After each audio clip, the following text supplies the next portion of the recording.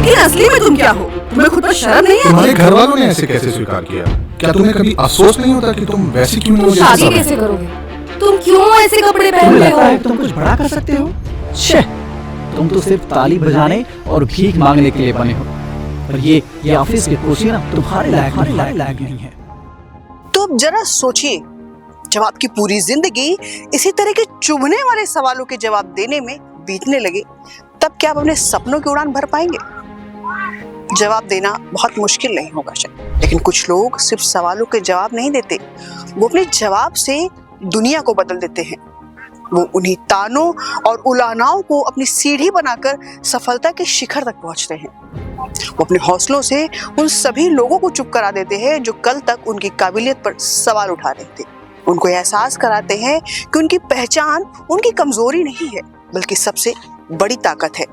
जी हाँ दोस्तों, आज इस वेरी स्पेशल एपिसोड में मेरे यानी दीप्ति के साथ बात करते हैं ऐश्वर्या ऋतुपर्णा प्रधान की, भारत के फर्स्ट ट्रांसजेंडर IAS अधिकारी।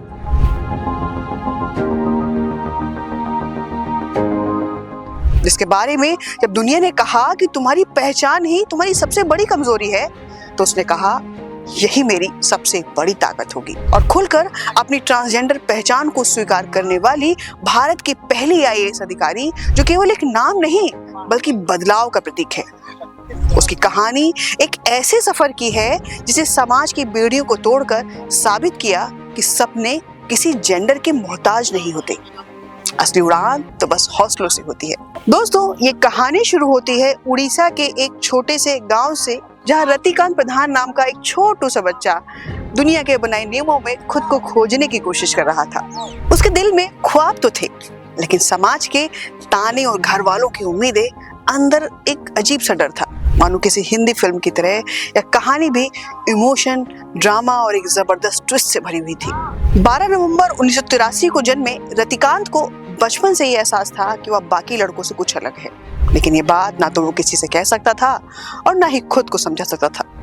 मन में एक अजीब सी उलझन थी कि क्या मैं गलत हूँ? क्या मेरी पहचान समाज के बनाए ढांचे में फिट नहीं हो रही? पर हीरो की पहचान तो उसके संघर्ष से होती है, और ऐश्वर्या तो अपनी कहानी की नायिका थी। जब समाज का बनाया हर नियम उन्हें बता रहा था कि एक ट्रांसजेंडर इंसान सिर्फ तानों का हकदार होता है, तो वो सपने बुन रही थी। बचपन में टीचर के तानों से लेकर हॉस्टल में हुए यौन शोषण तक ऐश्वर्या को अपने इरादों से डिगा नहीं पाए थे।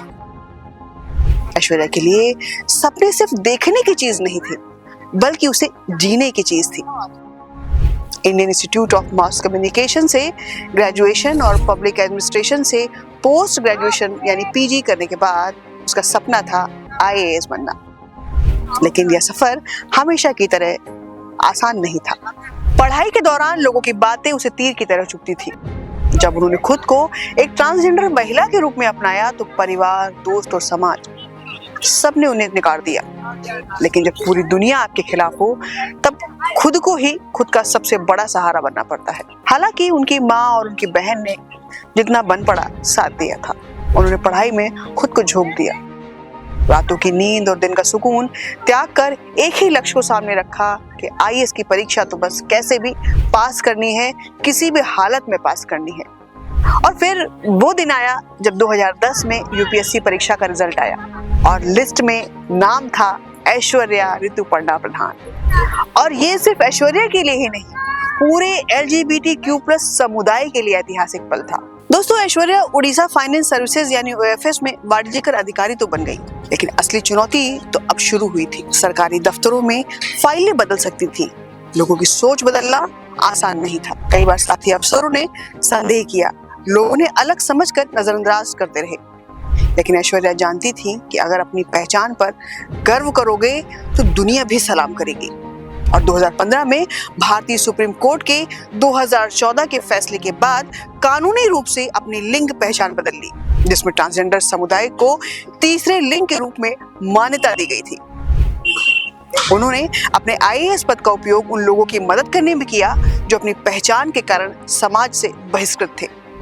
आज ऐश्वर्या सिर्फ एक IAS अधिकारी नहीं, बल्कि एक मिसाल है। उन्होंने LGBTQ+ अधिकारों के लिए सरकार में सुधार लाने की कोशिशें की, ट्रांसजेंडर बच्चों की शिक्षा और रोजगार के नए अवसर दिलाने का काम किया।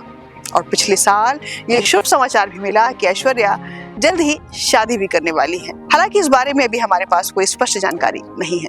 दोस्तों, अगर सच कहूं तो अगर ऐश्वर्या पर कोई फिल्म बनती ना तो इसका क्लाइमैक्स यही होता कि एक छोटे से गांव का बच्चा जिसने अपने ही घर में खुद को पराया महसूस किया और आज पूरे देश के लिए प्रेरणा बन चुका है।